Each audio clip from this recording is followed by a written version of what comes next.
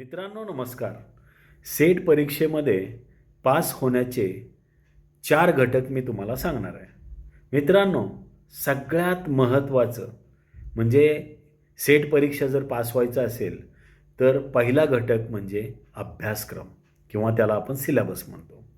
आता सिलेबस पहिला पेपरचा असेल किंवा दुसऱ्या पेपरचा असेल, त्या पहिल्या पेपरच्या सिलेबसमधील 10च्या 10 युनिट तुम्हाला माहिती असायला पाहिजे. त्याच्यानंतर पेपर नंबर 2 जो आहे त्यातील 10 जे घटक आहेत ते देखील तुम्हाला माहिती असायला पाहिजे. 2 नंबर सिलेबसनंतर प्रिव्हियस इयर्स क्वेश्चन पेपर. मी तर म्हणतो तुम्ही previous years 5 question paper concentrate करायला हव्यात. आता मागील वर्षीचे ज्या 5 प्रश्नपत्रिका तुम्ही सोडवणार आहात त्यातील जे प्रश्न आहेत ते प्रश्न आणि सिलेबसमधले जे घटक आहेत त्या घटकाशी संबंध जोडता आला पाहिजे. म्हणजे तुम्हाला सिलेबसमधील घटक आणि प्रश्न जे विचारलेले आहेत पहिला पेपर असेल किंवा दुसऱ्या पेपरमधील त्या प्रश्नांचं रिलेशन लावता आलं पाहिजे. म्हणजे पहिला घटक आपण सिलेबस महत्त्वाचा आहे आणि दुसरा घटक आहे तो म्हणजे प्रिव्हियस इयर्स क्वेश्चन पेपर.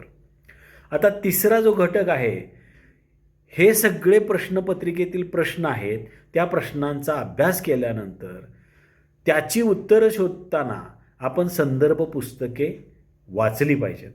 म्हणजे तिसरा घटक आहे तो संदर्भ पुस्तके. आता संदर्भ पुस्तके वाचत असताना आपण जेव्हा प्रश्नाच्या अनुषंगाने, आता प्रश्नामध्ये 4 पर्याय असतात पण एकच उत्तर असते, पण उत्तर फक्त एकच असून चालणार नाही, तर राहिलेले जे पर्याय 3 आहेत त्याच्या नोट्स तुम्ही बनवला पाहिजे. म्हणजे चौथा घटक जो नोट्स आहे तो अतिशय महत्त्वाचा आहे.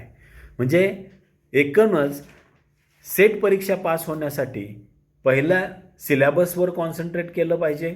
त्यानंतर प्रिव्हियस इयर्स क्वेश्चन पेपर तुम्ही लक्षात घेतल्या पाहिजेत किंवा 5 प्रश्नपत्रिका तुम्ही सोडवायला पाहिजे.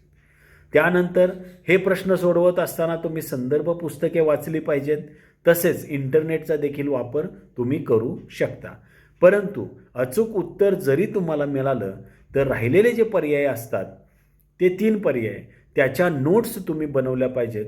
म्हणजे चौथा घटक नोट्स हा आहे.